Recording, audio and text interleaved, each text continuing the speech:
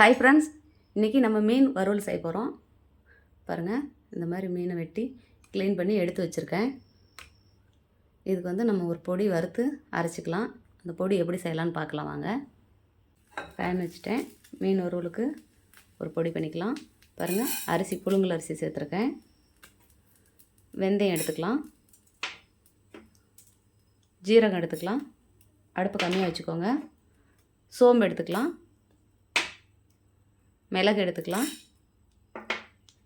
பட்டை, கிராம்பு, கொஞ்சமாக கடுகு எடுத்துக்கலாம். கொஞ்சமாக தனியா எடுத்துக்கலாம். பாருங்கள், இந்த மாதிரி வெடித்து வரணும். அப்போ தான் வந்து நல்லாயிருக்கும். பாருங்கள், வறுத்தாச்சு.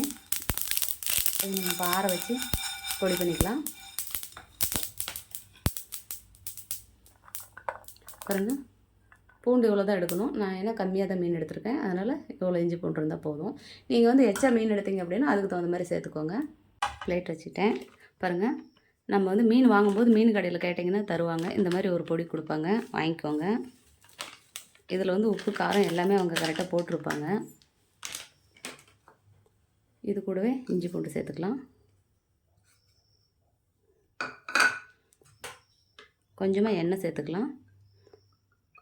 நல்லா உதிர்ந்து நல்லா ஒட்டி வரும். அதுக்காக தான் இந்த எண்ணெய் சேர்க்குறது. மசாலாலாம் உதிராது.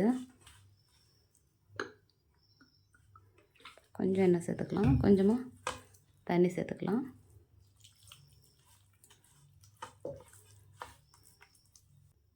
கொஞ்சமாக லெமன் எடுத்துக்கலாம்.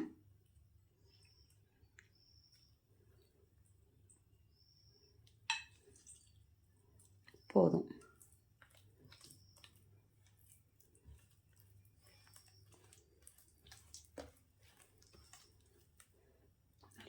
நல்லா இந்த மீனெல்லாம்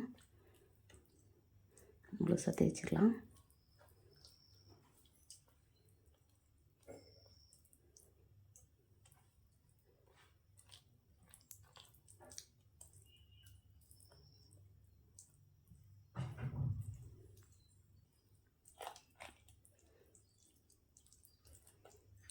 நல்லா உப்பு காரமெல்லாம் நல்லா பார்த்துக்கோங்க. இந்த மாதிரி போட்டு வச்சு கொஞ்சம் ஃப்ரீசரில் வச்சுருங்க.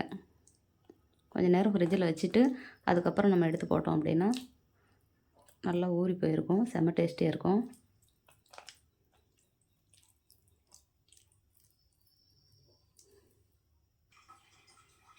நம்ம பொடி செஞ்சோம் இல்லையா, வறுத்து அரைச்சோம்ல, ஜீரகம், மிளகு, பட்டை, கிராம்பு, சோம்பு எல்லாம், இந்த பொடியெல்லாம் நல்லா இந்த பொடி எடுத்து இந்த மீன் மேலே இப்படி நல்லா ஊற்றி விட்ருங்க. இதே மாதிரி இப்படி எல்லாம் அப்படி டிப் பண்ணி எடுங்க.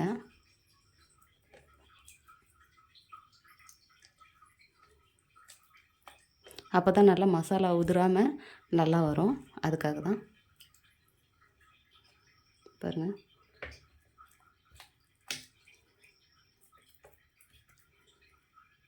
அவங்க கொடுக்குற பொருளோடு நாமளும் இந்த மாதிரி கலந்துக்கிட்டோம் அப்படின்னா நல்லா டேஸ்டியாக இருக்கும். இது நம்ம எண்ணெய் ஊற்றி எண்ணெயில் பொரித்து எடுக்கிறத விட தோசைக்கல் வச்சு தோசைக்கல்லில் நல்லா எண்ணெய் ஊற்றி அப்படியே தோசைக்கல் மேலே நம்ம பெரட்டி எடுத்தோன்னா செம்ம டேஸ்டியாக இருக்கும். நீங்கள் எண்ணெயில் போட்டு பொரிச்சிங்கன்னா நல்லா இருக்காது. நீங்கள் இப்படி ஒரு தாட்டி செஞ்சு பாருங்கள் தோசைக்கல்லில். இப்போ நல்லா தடவியாச்சு. இது நல்லா ஒரு அரை மணி நேரம் ஊறட்டும். அதுக்கப்புறம் பார்க்கலாம். பாருங்கள், இந்த மாதிரி நல்லா பரட்டி எடுத்து வச்சாச்சு. இப்போ நம்ம தோசைக்கல்லை வச்சு பொரிக்க போகலாம். தோசைக்கல்லை வச்சாச்சு. எண்ணெய் சேர்த்துக்கலாம்.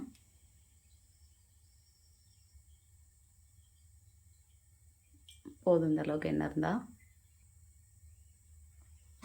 எல்லாம் மீனில் போட்டு பரட்டினதுக்கப்புறம் கொஞ்சமாக தண்ணி சேர்த்துக்கோங்க. இந்த மாதிரி தண்ணி சேர்த்து அந்த மீனை வந்து நல்லா தொட்டு இந்த மாதிரி எடுங்க. நல்லா பரட்டி விட்டு இப்படி வைங்க. அப்போ தான் வந்து நல்லா டேஸ்டியாக இருக்கும். இந்த மாதிரி பரட்டி விட்டு போடுங்க.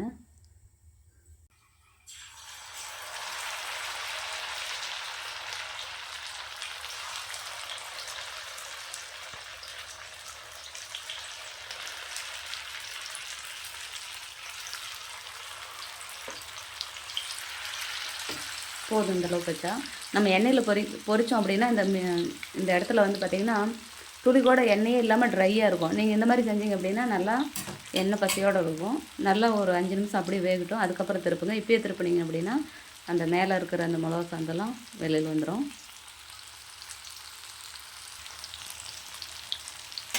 பாருங்கள், நல்லா அப்படி திருப்பி விடுங்க. பாருங்கள், அப்படியே ஒட்டி இருக்குது.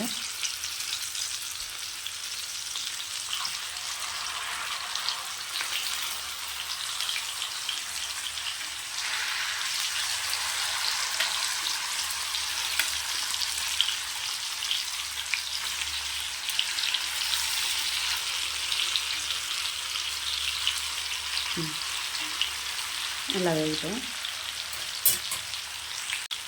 இது வந்து நான் சுத்தமான கடலெண்ணெயில் போடுறதுனால இந்த பொங்கி வருது. எண்ணெய் பாருங்கள், இப்படி பொங்கி வந்து அது சுத்தமான கடலெண்ணெய், அதனால தான் இப்படி பொங்கி வருது.